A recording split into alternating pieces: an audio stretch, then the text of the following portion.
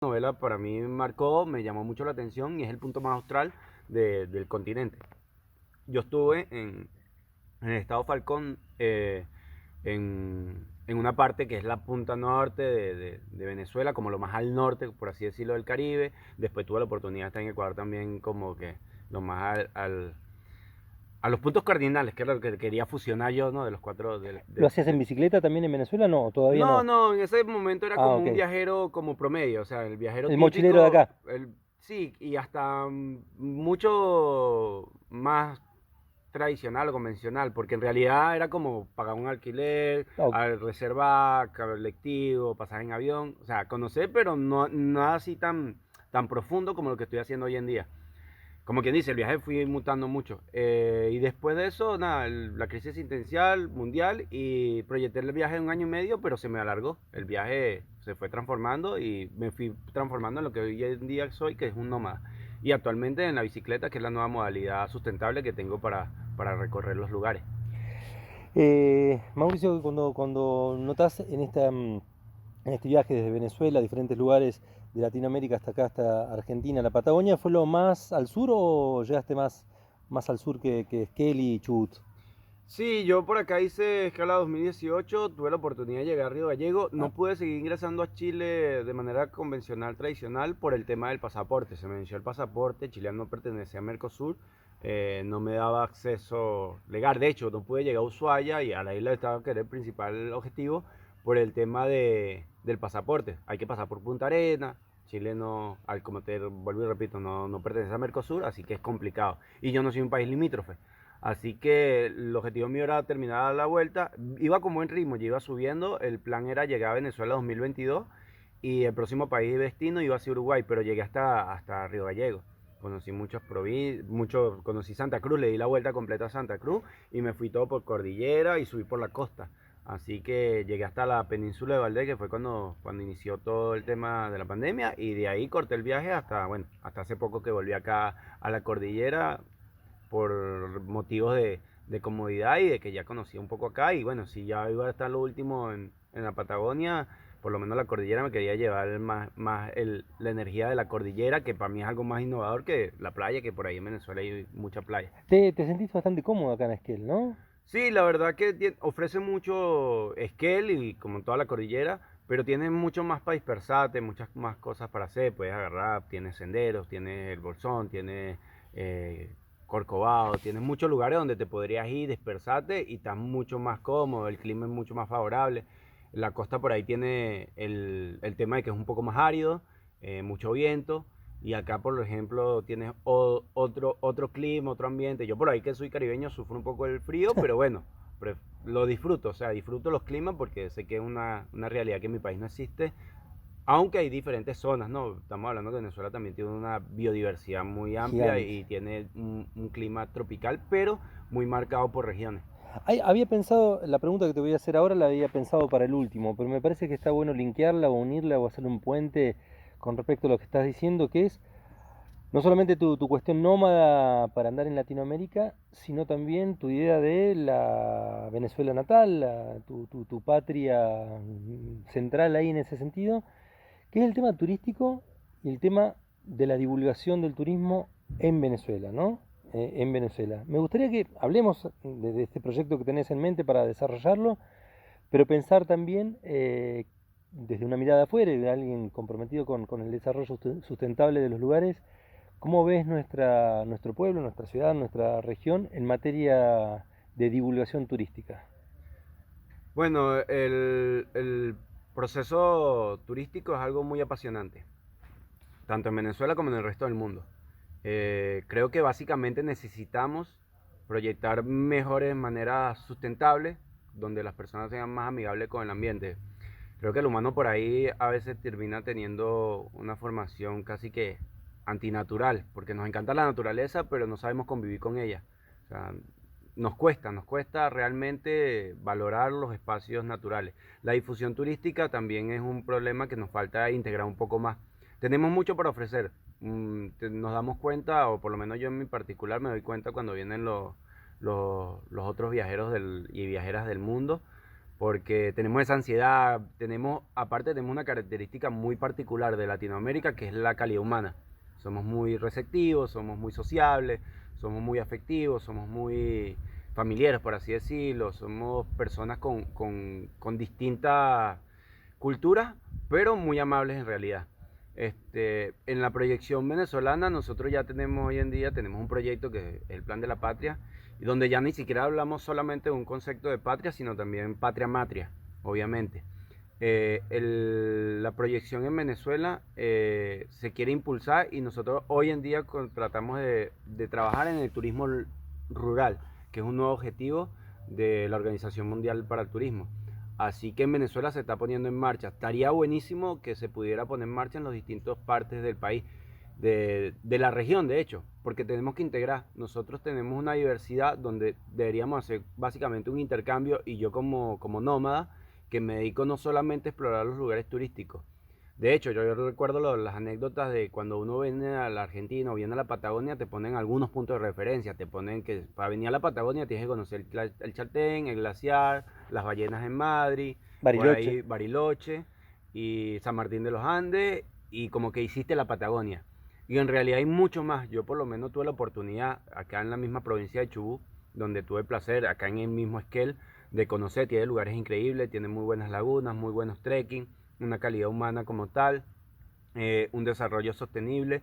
Creo que hay bastante conciencia a nivel ambiental en defensa de la naturaleza, que en realidad es defensa de tanto de la localidad como de la provincia, pero también del país y de la región. O sea, no, en Venezuela tenemos una visión más globalista, en el sentido de que estamos integrados todos. De nada sirve atacar un problema, un solo país, si el resto no contribuye. Por eso son tan importantes los acuerdos como los acuerdos de París, una infinidad de acuerdos que garantizan,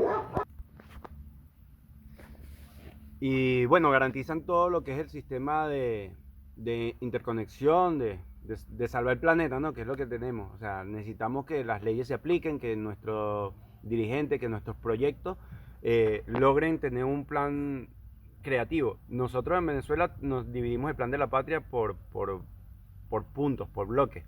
Nosotros tenemos el quinto bloque histórico del plan de la patria, que por ahí es algo expansivo, pero ya es el proyecto y la definición de qué es lo que va a hacer Venezuela, donde planteamos defender la naturaleza, donde planteamos una nueva reestructuración de la construcción del ecosocialismo, que es lo que se implementa en Venezuela.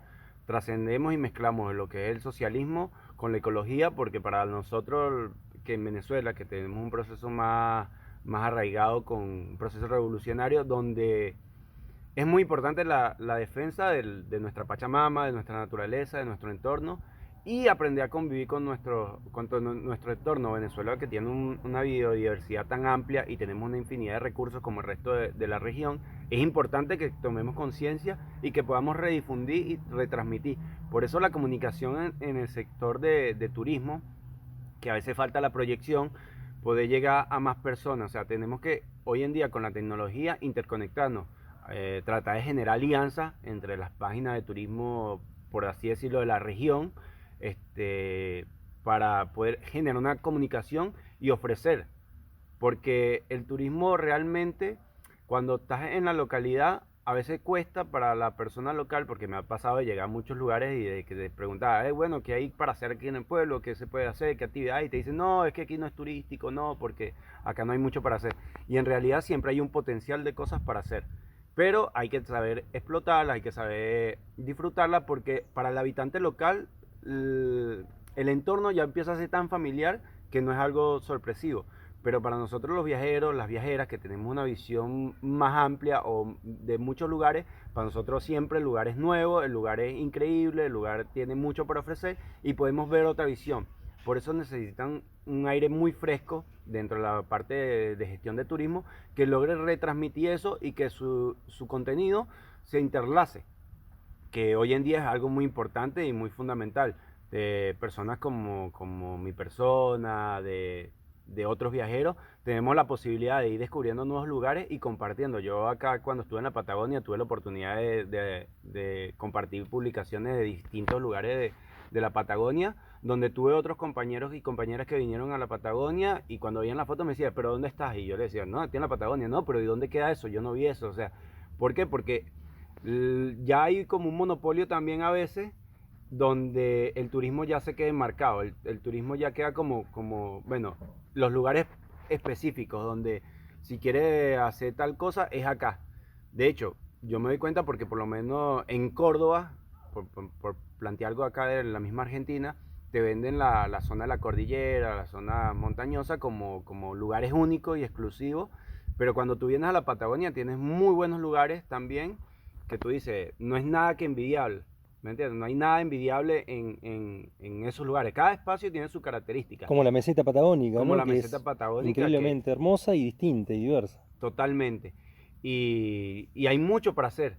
A veces faltaría, yo por lo menos que hice el tramo de la Ruta 25 cuando venía de Madrid a acá a Esquel y me desvié y pasé por Paso del Sapo, hice los altares, hice muchas zonas que hay zonas donde el Gran Cañón no hay nada que envidiarle, pero lamentablemente no hay tantas personas que conozcan esos lugares, o sea, formaciones rocosas que tienen millones y millones de años, encuentras, de hecho, en muchos lugares, o sea, me ha pasado de compartir en estancia y de repente que te cuenten anécdotas o que te cuenten zonas específicas, que te digan, mira, tienes que ir a tal lugar donde ves infinidades. De hecho, es más, haciendo una comparación muy extrema. Tenemos el desierto de Atacama. El desierto de Atacama es un punto mundial como referencia para ver las estrellas, para ver las constelaciones. De hecho, es un punto geográfico muy bien definido donde tenemos centro de observación espacial. Pero yo que estaba en la Patagonia, que estaba en el medio de la nada, que estaba en la cordillera acá de la provincia de Chubut, que estaba en la costa, que estuve en la parte del centro de lo que es la Ruta 25, los anocheceres, las estrellas, la cantidad de constelaciones que se ve, la Vía Láctea que la tienes casi que cerca, en Cabo Raso, tú dices, es impresionante cómo esto no se logra retransmitir y no se logra llegar a otras partes. Y el turista no viene buscando la naturaleza, pero ya viene casi que viene a consumir lo que ya le dijeron que se consuma. Por eso es tan importante la interconexión entre los pueblos pequeños, porque tenemos localidades cercanas muy buenas, que por ahí no tienen la capacidad de difusión como podría tener Bariloche. O sea, ¿por qué no darle cabida a un pueblo como, no sé, como Río Pico? ¿Por qué no darle cabida a lugares como Cabo Raso, a Camarones? Pero sí darle más prioridad a Madrid. Mauricio, coincido con lo que estás diciendo esto, ¿no? De diversificar los modos de lugares turísticos. Hablamos de turismo aquí en Venezuela, de los problemas aquí en Argentina para la divulgación. En la misma charla que vamos teniendo, lo que personalmente encuentro también, y fuera del micrófono, fuera de la cámara también me pasa siempre, es que a la medida que naturalmente vas hablando, naturalmente vas incorporando términos que tienen que ver con lo turístico obviamente, lo cultural, lo económico, e ingresa también temas aquí en la charla que tienen que ver con lo político también, ¿no? Tangencialmente van tocando todos estos temas. Yo lo que te pregunto, o quisiera ya adentrarme en el Mauri más relacionado a la cultura, a la política, es que todo este proceso de conocimiento tan diverso de la economía, de la política, de la cultura, etcétera, etcétera, ¿nace naturalmente en vos o en un proceso cultural, político, histórico de Venezuela? Bueno, en ese particular una pregunta bastante interesante y bueno, la política básicamente nos rodea y nos engloba a todos. O sea, las realidades son imposibles de escapar. O sea, yo, por ejemplo, que estoy bastante fuera del sistema, que tengo un formato de vida nómada, no me puedo apartar nunca de las realidades políticas, las realidades sociales, las realidades culturales. Tanto de mi país, que ya tengo aproximadamente casi 5 años que no estoy allá, como de las realidades de los demás países que he ido visitando y he ido conociendo. Porque el detalle más interesante es que a medida que yo me fui moviendo, fui viendo que no todo lo que me venden los medios de comunicación es real. O no me dicen la verdad. De hecho, yo tenía el concepto cuando venía a Argentina de que el argentino todos bailaban tango, de que todos hablaban como los porteños, por así decirlo, que tenían una tonada marcada. O sea, hay muchas cosas que cuando tú vienes al lugar y conoces, no sé, cordobeses, santafesino, y así podría seguir, te das cuenta de que la diversidad es muy amplia, pero los medios de comunicación tienen todo polarizado. te van a dar solamente lo que ellos quieren que tú consumas. Entonces, esos factores son sociales, son políticos, son culturales. Enmarcan muchas cosas. Yo hoy en día la formación que tengo la he ido trazando. Primero, por el proceso formativo que hay en Venezuela, puedo decir abiertamente que crecí en revolución, soy de la década del 90, vivimos un proceso de transformación donde tengo un propio personal de la infancia, punto de referencia de cómo eran las cosas antes de la revolución, cómo fue el proceso revolucionario local dentro de Venezuela, pero en ese intermedio también me tocó estudiar y analizar lo que fue el pasado y cómo surge el proceso revolucionario dentro de Venezuela. Ya yo teniendo ese parámetro, también empiezas a analizar después la región. Y una vez que tienes analizado básicamente o parcialmente la región, empiezas a verlo desde un plano global. Después tienes el otro sustento que me ayuda mucho a mí, que es la interacción con muchos viajeros y viajeras, que son personas como yo, de a pie o de diferentes condiciones, que vienen por diferentes motivos, pero tenemos este tipo de debate y conversación.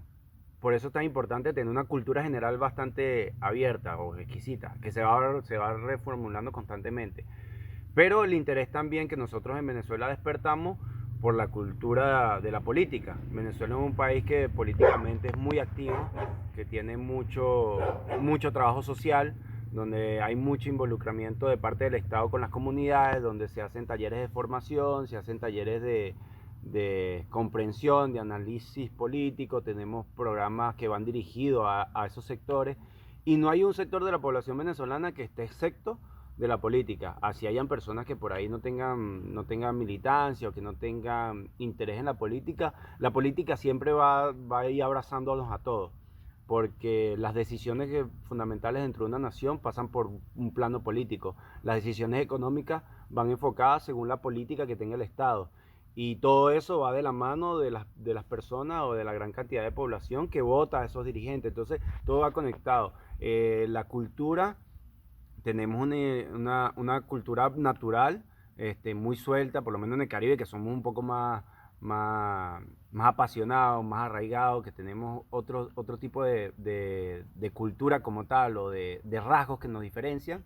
Con las partes sur, como en la misma localidad argentina, en el mismo país, en la misma nación, tienes una realidad con las personas del norte como las personas del sur. Eso tú lo llevas, es como todo siempre va a hacer escala. Si tú haces esa comparación entre de un país que tienes tres realidades, que tienes una parte norte, que tienes un eje central y un eje del sur, después si tú lo llevas a un plano de Sudamérica, tienes una región caribeña, tienes una región central y tienes una región patagónica, ¿no? Donde las características van diferentes, tenemos realidades diferentes, pero estamos conectados.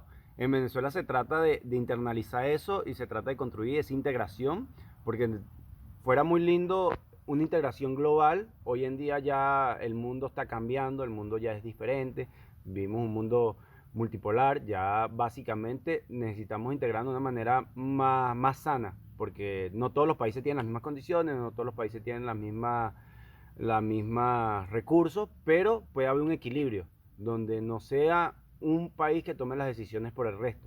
Entonces, básicamente en Venezuela tenemos una formación ideológica totalmente diferente en un sector de la población donde nos vamos sobre la carga del interés cultural, de saber la historia, y creo que también un poco de la perspectiva de cada uno. A mí por lo menos que me gusta la cultura, me gusta la historia, trato de empaparme y he tenido la suerte de compartir con personas muy capacitadas en el viaje y que por ahí voy adquiriendo la información, más allá de mi formación de estudio, de saber, de que te guste la lectura y que te guste ver los documentales. Es como todo, hay diferentes tipos de personas y cada uno nos gusta algo. Al que le gusta la parte artística se va a enfocar más en el sector artístico. Yo por ahí soy bastante global, soy bastante genérico, podríamos decirlo, porque me gusta de todo un poco. Entonces la curiosidad también es una motivación impresionante que te ayuda a abrir el pensamiento y a querer conectar con muchas cosas al mismo tiempo. Para finalizar, Mauri, sé que es difícil la pregunta en el sentido de sintetizarla, ¿no? Pero hemos hablado muchas veces el tema de cómo es Venezuela por dentro, el proceso revolucionario, las propias contradicciones que puede tener como cualquier proceso político, los avances, retrocesos, pero fundamentalmente algo que no se muestra a través de los medios de comunicación, sobre todo hegemónicos, que es el porqué de de algunas crisis que ha sufrido Venezuela en el proceso revolucionario y cómo funciona este bloqueo económico, cultural, etcétera, etcétera, desde el punto de vista de un venezolano que está viviendo obviamente como nómada, pero que conoce a rajatabla cómo vive. ¿Cómo es el proceso que no se muestra a través de los medios hegemónicos de bloqueos que sufre Venezuela? Bueno, hoy en día Venezuela, más que un bloqueo, vive en una guerra de cuarta generación. Es la nueva guerra donde no necesitas la ocupación militar, donde se evita el mayor daño posible en el sentido de pérdidas o bajas, el conflicto, el tener que enfrentarte al mundo como tal, a la Organización Mundial como tal. A todos esos organismos se evita. Te desarrollan una guerra no convencional, que va dirigido a atacado a la moneda. Entonces tenemos un asedio, tenemos un bloqueo desde 2014, en realidad, con el decreto Obama, que nos ha ido complicando cada vez más. Nos han intervenido las cuentas, nos han robado nuestros activos en el extranjero. Vivimos un proceso donde si no hubiera sido una consolidación revolucionaria, donde las personas hubieran vivido lo que vivimos la década de la Cuarta República en Venezuela, y hubiéramos vivido la mejor época del 2005, 2007, 2008, que fue una época dorada para la región en realidad, porque hubieron movimientos progresistas que realmente lo fueron apartando uno a uno, y Venezuela se ha mantenido por razones increíbles de formación y apego, y sabe que ya tenemos un proceso, ya nosotros tenemos un proyecto. En Venezuela, al haber un proyecto, como que tenemos que mantener ese legado. Hoy en día nosotros tenemos definido qué queremos hacer, cómo lo vamos a hacer, y obviamente que es práctica de error. Tenemos acierto, tenemos desacierto, pero sin duda tenemos un camino. Y nosotros solamente tenemos que tratar de mantenernos por ese camino. Obviamente con todas estas situaciones que nos han pasado, que ningún país en el mundo lo ha enfrentado, bueno, a excepción de Cuba, a excepción de Irán. De hecho, hay aproximadamente 30 países que tienen bloqueos y sanciones por parte de Estados Unidos. Venezuela no es la excepción. Y tenemos a Cuba como punto de referencia más cercano, que tiene más de 60 años de bloqueo y todavía no le han levantado el bloqueo. Quiere decir que Venezuela hoy en día comienza a internalizar de que posiblemente el bloqueo no desaparezca, pero nuestra formación va a ser que podamos romper el bloqueo. Tenemos una tarea difícil, obviamente, porque tenemos que llegar a una transformación cultural completa, a un proceso de crecimiento del país como tal. Hemos aprendido mucho de todos estos golpes que nos han dado, de todos estos intentos de ataque. Hemos fortalecido nuestro sistema de defensa, hemos fortalecido nuestro sistema educativo, hemos fortalecido nuestro sistema de salud. O sea, Sistema democrático cada vez más fuerte. cada golpe que nos dan lo aguantamos, y de una vez nos montamos sobre la marcha de cómo mejorar la situación para que un posible futuro ataque no nos afecte. Entonces, así fue como hemos recuperado nuestra producción productiva, que un país, la soberanía te la da su producción. Un país, para ser soberano, tiene que ser autosustentable. Venezuela, que siempre fue dependiente del petróleo, por así decirlo, porque eso fue lo que nos inculcaron a nosotros siempre, ese concepto de que, bueno, no hay, el venezolano promedio, Venezuela debería ser el Dubái de la región, porque teniendo todos los recursos, el venezolano promedio debería estar tirando manteca al techo, como dicen acá en Argentina. Y la realidad es que nosotros tenemos que trabajar, tenemos que rescatar las tierras, tenemos que vivir más en contacto con la naturaleza, tenemos que tener un arraigo más patriótico, más nacionalista, y es complicado. O sea, el tema de Venezuela, la realidad desde adentro, desde mi perspectiva, le debemos mucho a la revolución. Nosotros tendríamos que hacer un parámetro dentro de lo que fue ante la revolución, lo que era el sistema sanitario en Venezuela, lo que fue con la llegada de la revolución, las brigadas cubanas que le dieron acceso a la salud al pueblo. De hecho, hay que ver las estadísticas hoy en día, cuando al principio, cuando apareció la pandemia, de hecho, que se puede tocar como punto de referencia, se anunciaba en las grandes cadenas de comunicación hegemónicas que Venezuela iba a ser colapso, que Venezuela iba a ser el peor país, que, que el, que no iba a poder soportar la pandemia. Hoy en día, dentro de la región, humildemente, nosotros tenemos los mejores números y en las mejores estadísticas referencia a la pandemia. Con todo eso, toda la manipulación mediática, no logran entender cómo Venezuela logró controlar la pandemia. Pero nosotros tenemos un sistema de salud robusto que no se inventó ahorita, que bien nació en la revolución, que fue ese contacto cercano con más de 20.000 brigadistas cubanos que llegaron a Venezuela. Y así como eso, en el sector educativo también, o sea, nosotros erradicamos el alfabetismo en Venezuela completamente gracias a esos procesos. Y así hemos formado universidades que tienen acceso a la educación, es un deber y un derecho para los venezolanos, o sea, no hay excusa, o sea, lamentablemente este tipo de información no logra trascender al resto del mundo porque obviamente no se puede ver cómo funciona, porque Venezuela ha demostrado que con un modelo social de una redistribución de la riqueza completa y verdadera, donde no vaya la plata a ciertos sectores de la población, que siempre son los que dominan el tablero dentro del país, demostramos que podemos hacerlo, que se puede, que estamos alcanzando grandes logros dentro de la revolución y de repente, nada, eso no le gusta a algunos sectores del capitalismo como tal y nos atacan. Vienen las sanciones, vienen los bloqueos, pero hay una conciencia muy fuerte dentro de la población donde sabe que hay un compromiso y tenemos un proyecto que es eso, vivir en socialismo, que realmente si las personas han tratado de satanizar lo que es el término socialismo, comunismo, pero cuando tú vas a los orígenes de la palabra no tiene nada negativo, o sea, es bastante bueno, o sea, han tratado de disfrazar el capitalismo con el capitalismo humano y en realidad el capitalismo no es la solución para los problemas y el mundo con la pandemia que enfrentó lo mostró, o sea, el sistema capitalista donde la vida es un comercio, donde todo tiene que tener un precio, te demuestra que solamente se pueden salvar los que están con un poder económico y hay una gran parte de la población que no tiene acceso a muchos bienes. En Venezuela se rompe esos esquemas, en Venezuela el sistema sanitario cubre a todo y se hospitaliza todo, la pandemia ha sido muy eficiente porque se han buscado los casos, nosotros tenemos una brigada de médicos venezolanos y cubanos que están constantemente buscando los casos, se tratan a todos y eso básicamente ha llevado a que tengamos una solidez en la parte sanitaria. En la parte educativa se han desarrollado nuevas universidades, se hacen convenios, tenemos compañeros y compañeras que están estudiando en China, que están estudiando en Rusia, capacitándose. Y obviamente que el detalle ahorita es la economía, pero para este 2021 tenemos un impulso económico bastante importante, ya tenemos por suerte una ley antibloqueo, tenemos un nuevo parlamento y vamos a ir creciendo y hoy en día vamos a tratar de articular de mejor manera porque hoy en día la comunicación es más directa, así que tenemos que empezar a difundir los logros y mostrar cómo se va proyectando el proceso revolucionario, lo positivo que a veces los grandes medios hegemónicos no lo manifiestan. Mauricio, muchísimas gracias por este paseo, este viaje nómada por diferentes lugares o diferentes espacios de la comunicación, geografía, turismo, cultura, política, en un ratito. Muchísimas gracias de verdad.